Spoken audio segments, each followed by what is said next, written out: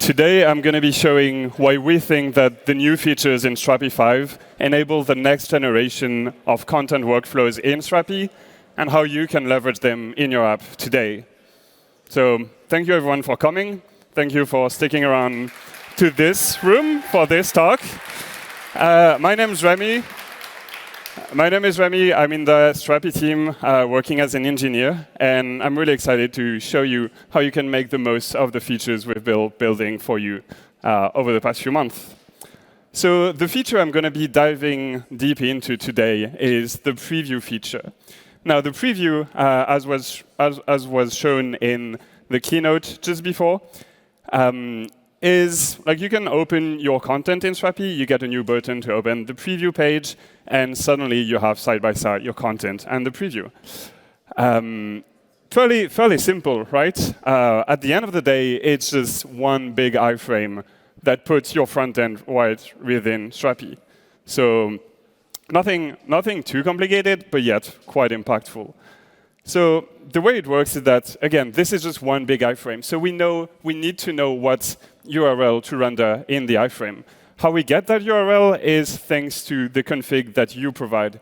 You provide the function that takes as an entry the entry that the user is looking at and does the logic to compute the right page. This is how, when the user is looking at an article content type, you end up with a blog URL. So fairly simple, right? And fairly simple, right? That logic is usually something like just one big switch case. And so if we take a look at the architecture of the feature so far, again, it's quite straightforward. Strapi is the blue box. It renders a big iframe in green.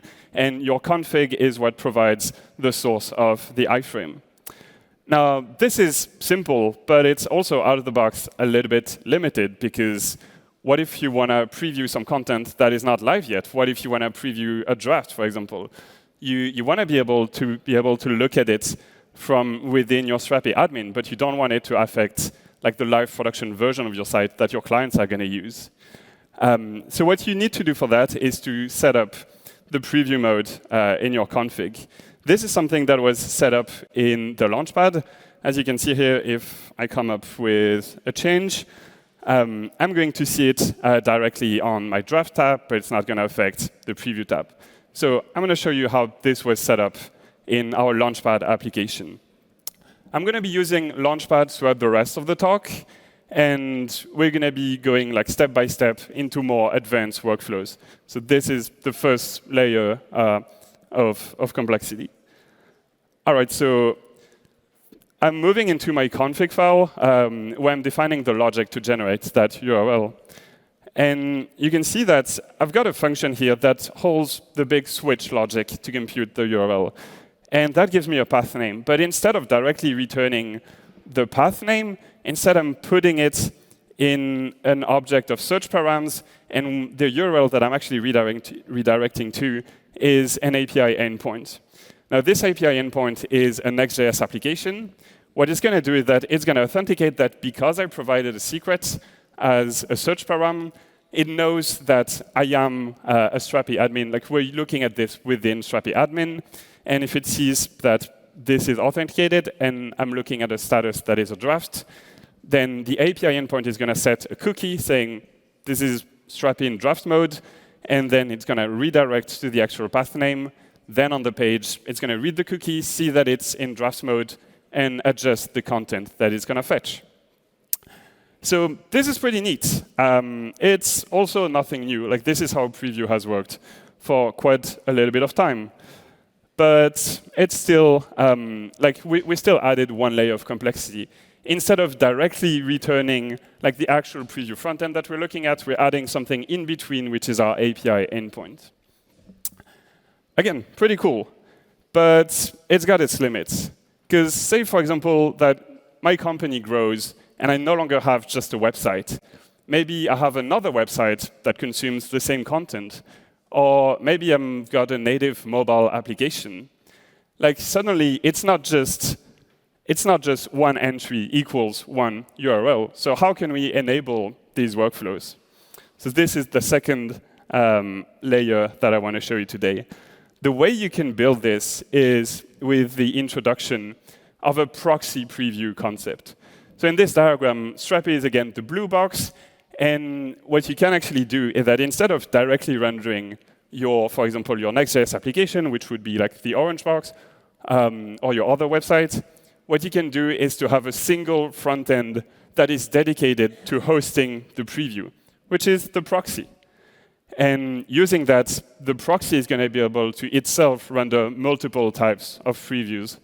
It could be simultaneously, you could be setting up tabs. Like, you own the proxy, you can do whatever you want with this.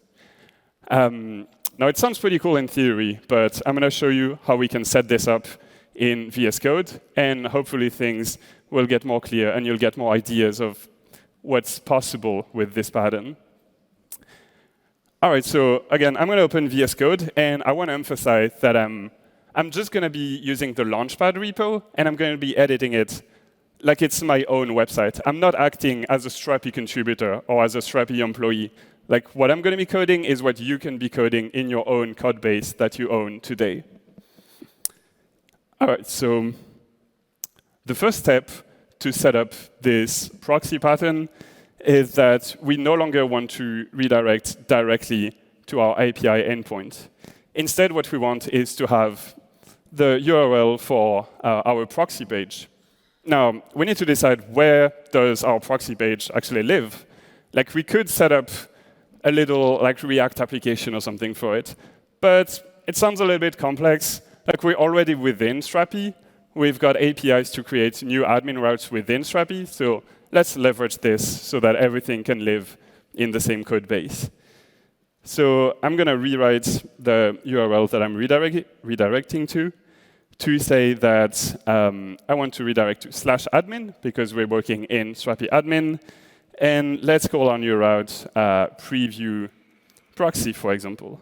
I'm saving, I'm modifying a config file, so it's going to take a couple of seconds to reload, but let's see what this looks like. And our change is working, because now you can see that we are embedding Strapi admin within itself. Obviously, our page doesn't exist yet, because we haven't created it. So let's address this right now. So the way you can create custom admin routes inside of Strapi is that you can go into your application's source admin app.tsx file, and you can extend the register lifecycle method of your app. So inside of this, I'm going to use the router API, which again is new in Strapi 5, and lets me create a route without having it appear in the left menu. Now, I can appreciate the nice type safety over here. And let's make sure I don't mess up the name. I named this preview proxy. So let's make it match. And I'm going to provide it as well with a React component. Now, I've set up a default React component. So let's save this and see what this looks like. And suddenly, I have a big green square, just like the proxy green square in my diagram, just right here. All right, so let's take a look at how this component is built and what we can do with it. So I'm going to open the component that I've prepared. And let's look directly into what's being rendered. So I'm just rendering a big box. I'm using the design system because we're within Strapi and we want things to be cohesive. So I'm just rendering a big box using position fixed in a modal. The reason I'm doing this is because we're rendering the admin. The admin is always going to have the navigation menu on the left. And like, we want to render on top of that because we don't want to have like two navigation menus within the app. So that's why I'm using a position fixed workaround. And now let's remove the silly green color. All right, so now we've got a blank slate that we own. So let's take a step back. What are we trying to achieve again? We're trying to achieve that our content is being rendered both in a website and a native mobile application. We want to have a way for this proxy to render both. So what I'm going to build is a select to say, hey, I want to render this in the web versus I want to render this in my app. So let's build this. All right, so again, I'm using the design system. So I'm going to build a single select. The value, I've extracted the select boilerplate into a hook for convenience. So the value is going to be my selected device.id. On change, I'm going to change the state. This is just a wrapper on top of useState. It's pretty standard React stuff. And the options, I'm going to map on the devices that I've prepared. So I'm going to use single select option, a key so that React doesn't yell at us. The value will be the ID. And then the label is device.name. All right. And I need to close all the parentheses, etc. All right, so I'm just getting one error, no corresponding closing tag. I indeed forgot that. So let's close our single select and see what that looks like. All right, looks a little bit silly. I'm just going to wrap it in a flex and say justify content center so that hopefully it looks a little bit neater. All right, let me add some padding, and things will hopefully start to look pretty sweet. OK, so we've now got a select where we can switch between web and native mobile app. So our next mission is to render the actual preview below that. All right, so as part of my boilerplate, I've got a isMobileApp toggle, a Boolean. So I'm going to render the preview based on that. I'm going to leave out the mobile stuff for now and just start with the web version of the preview. So what I want to render is the iframe now, because, again, that's how I get my website to show up within the admin. So I'm going to use the box and have it render as an iframe, because this gives me the design system APIs for styling. So let's say that we want the width to be 100%, the height to be 100%. And the most important part will be to define the source of the preview. Now, the source of the preview is part of the code that I've prepared ahead of time. So we're computing it just the way it was done already in the config file before. I'm fetching all the information from the search params. So those are informations that I sent earlier in the config file. And I'm putting them together to compute the Next.js API endpoint route. So let's define that. So preview URL. And let's see what this looks like. All right, pretty neat. I've got our content, and we own the rendering on top of that. Now, obviously, we need to do the other part, the native mobile application. You may be curious about how this works, and I'm not going to be setting up any emulators or anything, because it's not really the point of this talk. But there is one concept I want to introduce, and that if your Strapi content, like if you consume your Strapi content in an Expo app, then you can use the Expo API to generate QR codes so that people can scan the development build of the Expo apps on the Expo Go app, and this way they'll be able to open the apps on their phone. So let's see what this looks like. This is a QR code that if you were using Expo EAS services, you could scan with your phone, and that would open the app for you. I don't have an app. But I just want to introduce the pattern, because I think it's interesting to see how preview this way can break out of like the web frontier.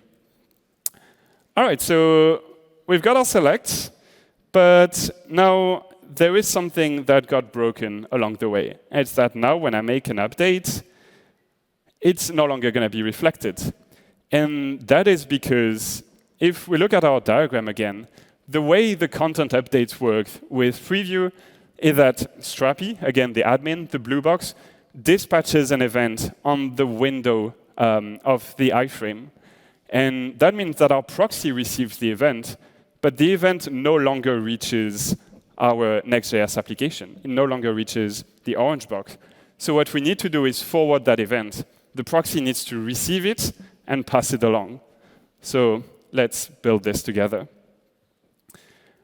All right, so we need to be listening to events. So this is a side effect. I'm going to use effect in front of a crowd. This is terrifying. But all right, let's set up our listener. To do that, I'm going to start with creating a callback called handle message. I'll fill this in just after. For now, I just need to add an event listener. And because I've extracted the callback, I can reference it in the cleanup function to remove my event listener. All right, so when we receive an event, we know that this is a message. We need to filter to know that this is actually the message coming from Strapi telling me that content has changed.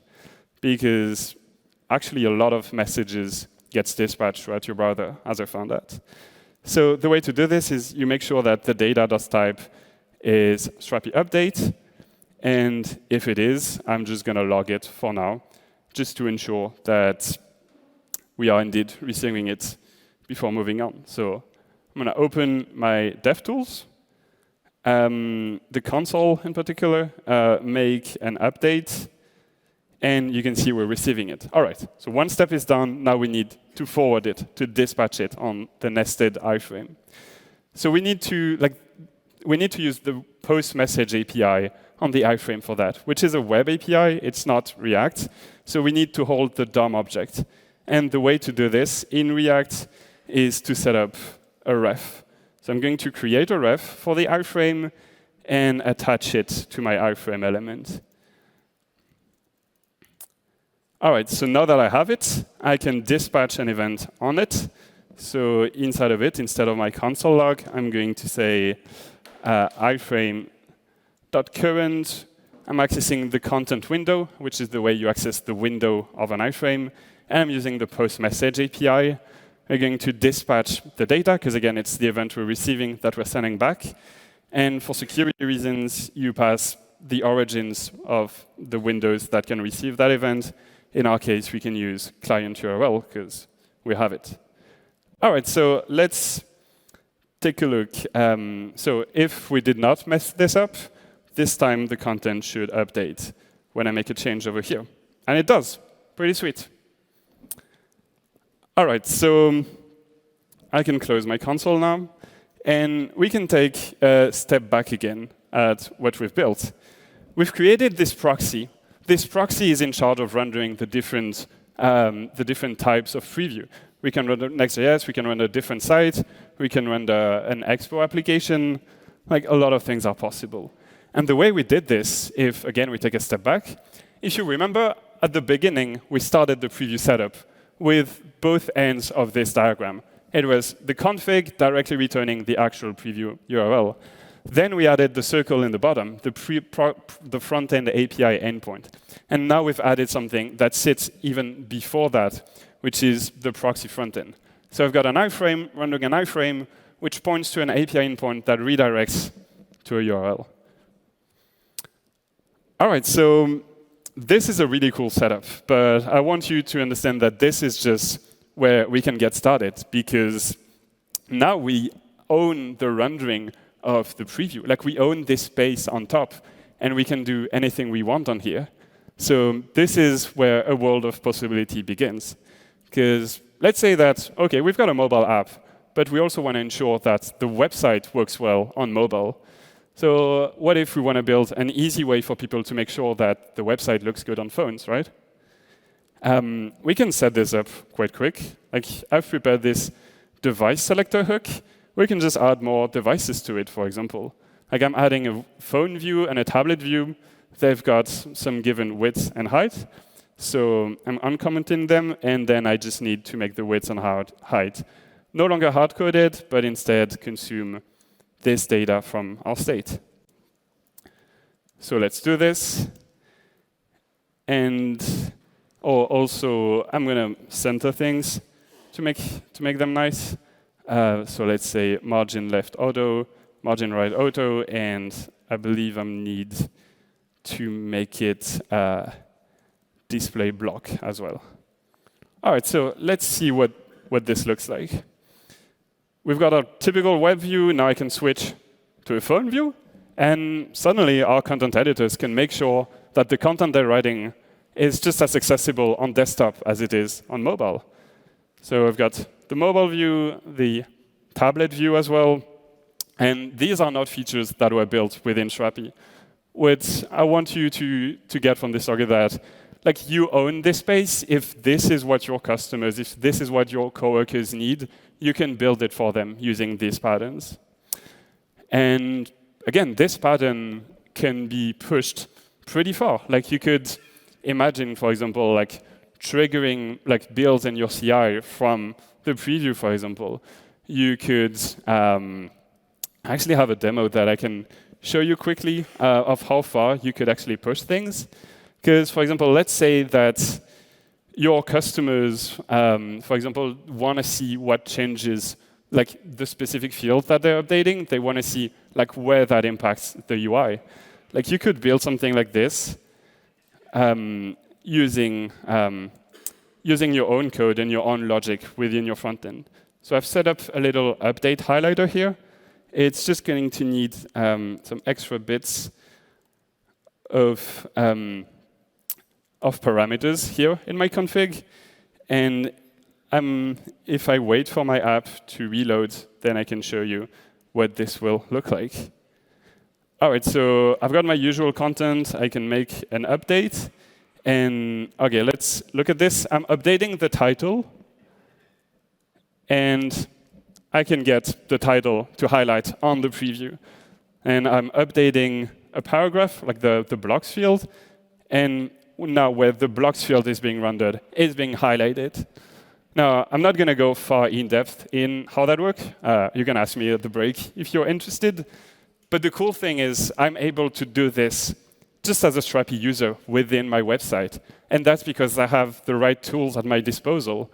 I have, like I'm dispatching the events onto my preview. I have access to the use document hook to fetch the data. I have access to the design system to do what I want. All right, so with this demo being done, let's take a second to reflect on what we've achieved during this presentation, and why we think that preview changes the game in terms of what it enables in terms of workflows. The first reason we're really happy with our implementation of preview is that it's scalable. And with that, I mean that it scales with your needs and your complexity of your app. You see in the beginning, it can start with just a switch case, and it's about as simple as it gets. But also, it enables very advanced patterns, as we've demonstrated. The other part that I really love is that it's customizable. Like everything we've built during this session is not things that were like designed for you by Strapi. We designed this because we said we needed this. And what I love about it is that it's not customizable because we gave you like a bunch of settings or a bunch of APIs. It's customizable because we give you the right primitives. We give you the config function handler to generate the URL. We give you the design system. The web platform gives you the post message API. We give you the use document hook. Like we give you the right primitives, and then you can compose these different primitives to build the experience that you want and exactly the way that you want it, which is why I'm really excited by this feature. And finally, preview is universal. We've been using Next.js for this presentation, and that's what we have in the docs, because it's what a majority of you are using. And also that draft mode feature is pretty neat. But as I've showed you, for example, with like an idea to make Expo work, like preview is not a Next.js feature. It can work with whatever feature, and the draft mode will work with any framework that supports both cookies and API endpoints. So you're free to use it with Remix or Astro or the Nuxt ecosystem or whatever tool you like. All right, that's about it for my presentation. I'm really excited to see what you, the community, are going to build, having these patterns in mind, and more importantly, enjoy the conference. Thank you.